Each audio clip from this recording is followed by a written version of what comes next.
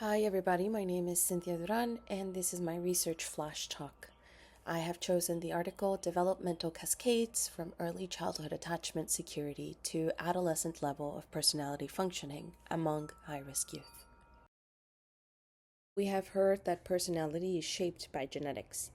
Others argue that our experiences matter more. In 2025, Emily T. O'Gordon and Gregory J. Meyer asked a fascinating question. What about attachment?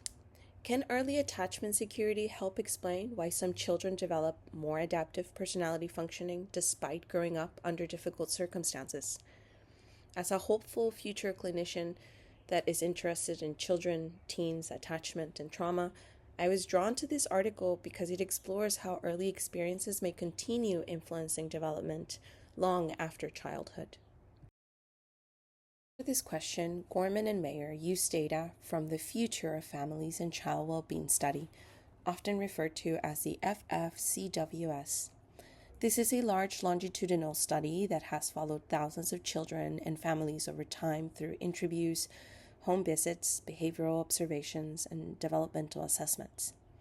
The sample was primarily composed of urban families experiencing economic hardship and other risk factors. For this study, the researchers analyzed data from 2,268 children and their caregivers. Information was collected at multiple time points, beginning at birth and continuing through ages 1, 3, 5, 9, and 15. Because the study followed participants over many years, the researchers were able to examine how early childhood experiences might be linked to later adolescent outcomes. Specifically, they looked at attachment security at the age of 3, adverse childhood experiences, emotional and behavioral regulation, parenting behaviors, social competence, and later personality functioning during adolescence. Rather than focusing on a single moment in development, the researchers were interested in what they called developmental cascades. The idea that experiences and behaviors in one stage of life can create ripple effects that influence development years later. One of the most interesting findings was that childhood adversity emerged as a stronger predictor of developmental outcomes than the genetic risk variables examined in this study. The researchers expected genetics and environment to interact in meaningful ways, but the interactions were largely unsupported. Instead, environment adversity consistently emerged as a stronger influence. Research also demonstrated that children with greater attachment security in early childhood tended to show healthier personality functioning later in adolescence. The researchers explained these findings through what they called the developmental cascade model.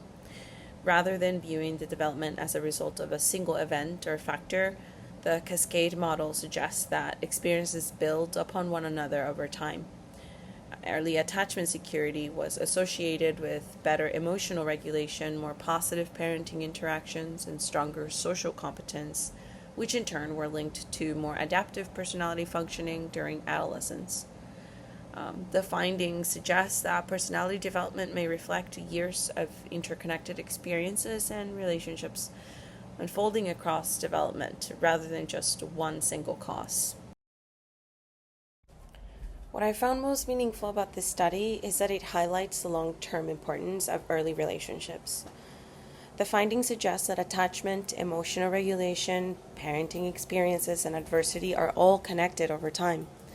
For future counselors, teachers, parents, and helping professionals all over the world, this is super important. This research reminds us that early support can have effects that extend far beyond childhood. And the study also offers a really hopeful message for me. And that is that if negative experiences can create developmental cascades, then positive relationships and effective interventions may be able to create healthier developmental pathways as well. And perhaps that's honestly the most important takeaway, that early experiences do matter, but they are not necessarily our destiny.